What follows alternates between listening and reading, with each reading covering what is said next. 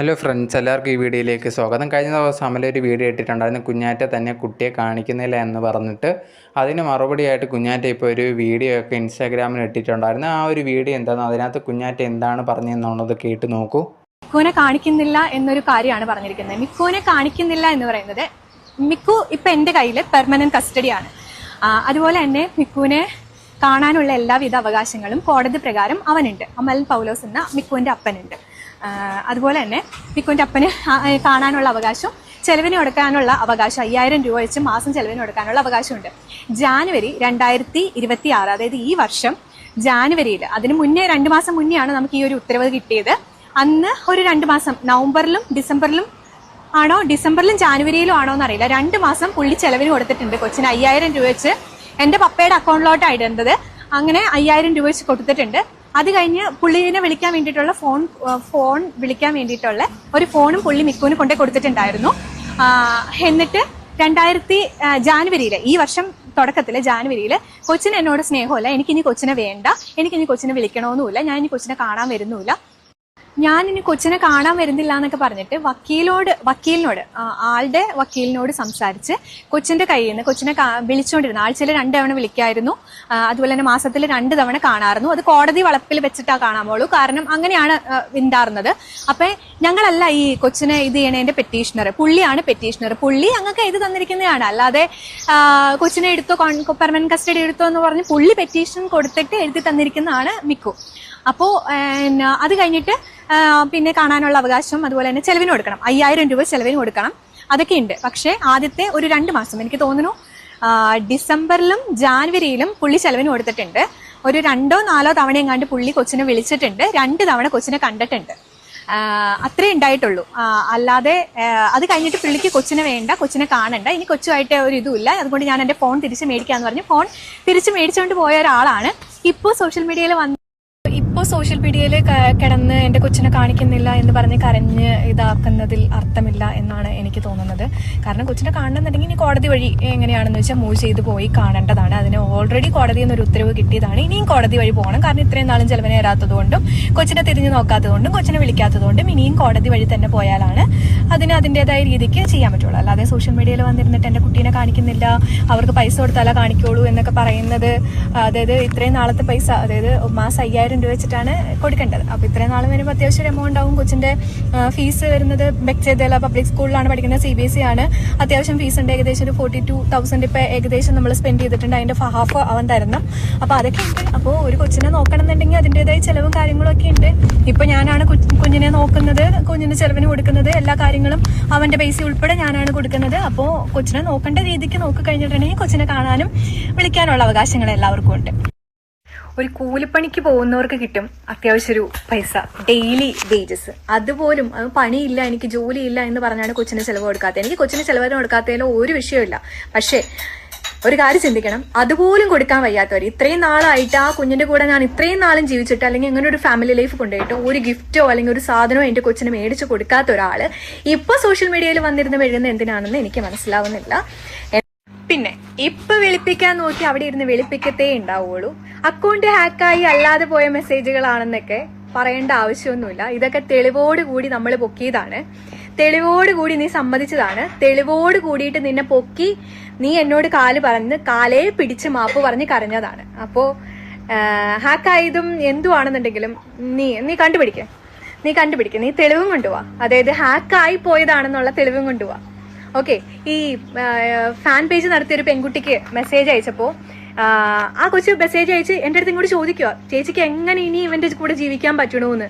അന്ന് വീണ്ടും അവൻ കരഞ്ഞ് കാല് പിടിച്ച്, ഒരു കാര്യം അറിയോ, ഞാൻ മിക്കുവിനെ പ്രഗ്നന്റ് ആയിട്ടിരുന്നപ്പോ 6-ാം മാസം, മിക്കുവിന് 6 മാസം ഉള്ളൂ, അന്ന് ഞാൻ തൂങ്ങിയതായിരുന്നു. അന്നേ അങ്ങ് തട്ടിപ്പോയാൽ മതിയായിരുന്നു എന്ന് പലതവണ ചിന്തിച്ചിട്ടുണ്ട്. അന്നങ്ങ് പോയാൽ മതിയായിരുന്നു. എന്തിനാ വെറുതെ നിന്ന് ഈ ഇതൊക്കെ കേൾക്കേണ്ട ആവശ്യം ഉണ്ടായിരുന്നോ? അതൊക്കെ കാരണം എന്തിനായിരിക്കും? വെറുതെ തൂങ്ങും ആരെങ്കിലും? പിന്നെ ഒരു കാര്യം, അതായത് ഇവൻ ഈ അഭിഹിതത്തിന്റെ കഥ, അങ്ങനത്തെ കഥ എന്നൊക്കെ പറഞ്ഞിട്ട് ഓരോന്ന് പറയുന്നുണ്ട്. MDMA കഥയോടെ ഇവൻ യൂസ് ചെയ്തുകൊണ്ടിരുന്നത്, ഇവനെ ഞാൻ എന്തെങ്കിലും പറയുമ്പോൾ ഞാനിത് ഉപയോഗിക്കരുത്, ഞാനിത് പോലീസിന് റിപ്പോർട്ട് ചെയ്യും എന്നൊക്കെ പറഞ്ഞ് ഞാൻ പറയുമ്പോൾ നിന്നെ നിന്റെ വീട്ടുകാരെയും ഞാൻ കൊല്ലും, അല്ലെങ്കിൽ ഇതിന്റെ പുറകെ ഉള്ളവർ നിന്നെ നിന്റെ വീട്ടുകാരെയും കൊല്ലും എന്നൊക്കെ പറഞ്ഞു. ഇനി കൊല്ലോ ചാവോ എന്താന്ന് വെച്ചാൽ ആവട്ടെ, എന്തെങ്കിലും ആവട്ടെ, ഞാൻ എന്തായാലും എന്റെ ജീവിതം ഇത്രയായി, എന്റെ ജീവിതം ഇത്രയും തീർന്നു കിട്ടി. എനിക്ക് ഇനി ഇതിൽ കൂടുതൽ ഒന്നും തീരാനൊന്നുമില്ല. എന്റെ രീതിയിൽ, എന്നെ മോശമായിട്ട് പറയുന്ന രീതിയിൽ എന്തെങ്കിലും അതായത് ഞാൻ ഡിവോഴ്സിന് മുന്നേ ആർക്കെങ്കിലും ഒരു റിലേഷൻ ഉണ്ടായതോ അല്ലെങ്കിൽ ഞാൻ ഇതുപോലെ ആർക്കെങ്കിലും മെസ്സേജ് അയച്ചതോ എന്തെങ്കിലും ഒന്ന് പറയാമോ? ഞാൻ അത്രയും ആത്മാർത്ഥമായിട്ട്, അതായത് ഞാൻ അത്രയും കഷ്ടപ്പെട്ട് ഒത്തിരി സ്ട്രഗിൾ ചെയ്തിട്ടാണ് ഇവനെ കല്യാണം കഴിക്കുന്നത്. കല്യാണം കഴിച്ച് ഞാൻ അത്രയും സ്ട്രഗിൾ ചെയ്ത് ഇവന്റെ കൂടെ ജീവിച്ച് തുടങ്ങിയപ്പോഴാണ് ഞാൻ അറിയുന്നത് ഇവൻ ഇങ്ങനെയൊക്കെ മെസ്സേജ് അയക്കുന്നുണ്ടെന്ന്. കല്യാണം കഴിഞ്ഞു കഴിഞ്ഞപ്പോഴാണ് ഞാൻ ഇതൊക്കെ അറിയുന്നത്. ഇവൻ ഒരെണ്ണം. അതുപോലെ തന്നെ ഞാൻ മിക്കുവിനെ പ്രസവിച്ച് കിടന്ന സമയത്ത് ഞാൻ 9 ദിവസമാണോ 8 ദിവസമാണോ എന്ന് ഞാൻ കറക്റ്റായിട്ട് ഓർക്കണില്ല. അന്ന് ഇവൻ എന്നെ അടിച്ച് ഒച്ചപ്പാടുണ്ടായി. റീസൺ പലതാണ്. ഇവൻ കൊച്ചിന് വയ്യാതിരിക്കുമായിരുന്നു. കൊച്ചിന് വയ്യാതിരിക്കുന്ന സമയത്ത്, അതായത് മഞ്ഞപ്പ് കൂടിയിട്ട് ഹോസ്പിറ്റലൈസ് ആവുമായിരുന്നു. അതായത് ഒട്ടും വയ്യായിരുന്നു, കുഞ്ഞിന് മഞ്ഞപ്പ് കൂടി.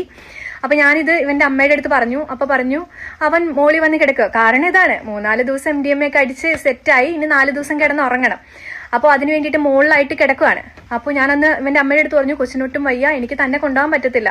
അപ്പൊ അവന്റെ അമ്മ പറഞ്ഞു ഏതെങ്കിലും കൂട്ടുകാരനെ വിളിച്ചുകൊണ്ട് പോകും എന്ന് പറഞ്ഞു. ഞാനൊന്നും മിണ്ടിയില്ല അന്നേരം. അത് കഴിഞ്ഞിട്ട് 2 ദിവസം കഴിഞ്ഞ് പിന്നെ അതിന് മുന്നേ 2 ദിവസം മുന്നേ ഒരു പ്രശ്നം ഉണ്ടായി. ഞാനും അമലും തമ്മിൽ വാക്കുതർക്കം ഉണ്ടായി.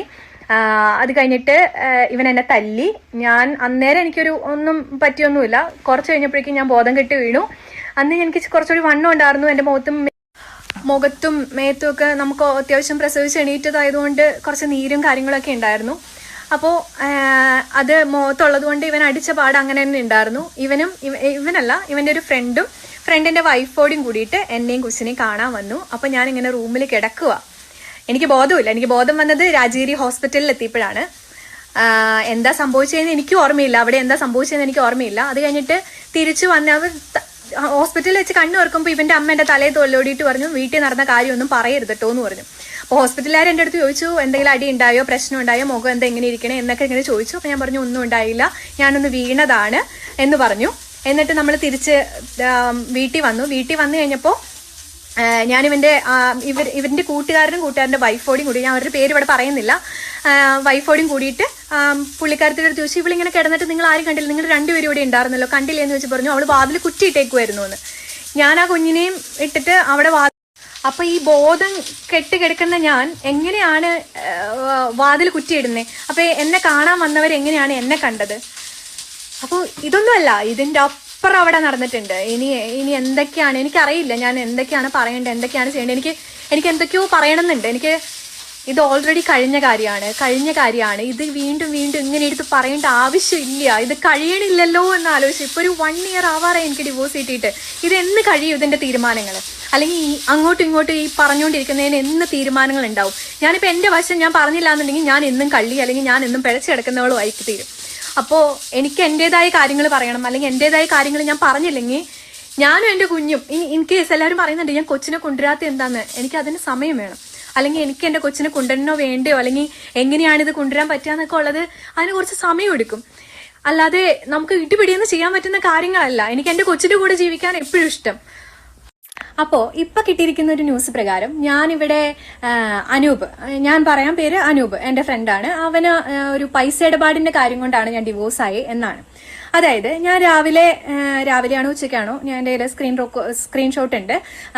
ഞാൻ അമലിന് കുറച്ച് പൈസ ഇട്ട് കൊടുത്തു. ഞാൻ എന്നിട്ട് പറഞ്ഞു എവിടെയാന്ന് ചോദിച്ചിട്ട് റിപ്ലൈ ഒന്നുമില്ല, വിളിച്ചിട്ടൊന്നും കിട്ടുന്നുമില്ല.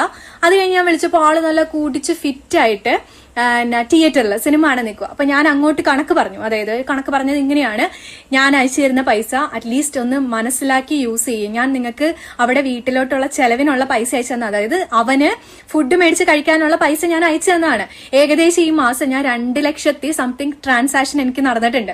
അതെല്ലാം ഞാൻ നിങ്ങൾക്ക് അയച്ചാണ്. അവൻ പറയുന്നുണ്ട് ഞാൻ എന്തോ അല്ല, നമ്മുടെ തുണിയുടെ ബിസിനസിന്റെ ഭാഗമായിട്ട് അയച്ചാണ്. തുണിയുടെ ബിസിനസ്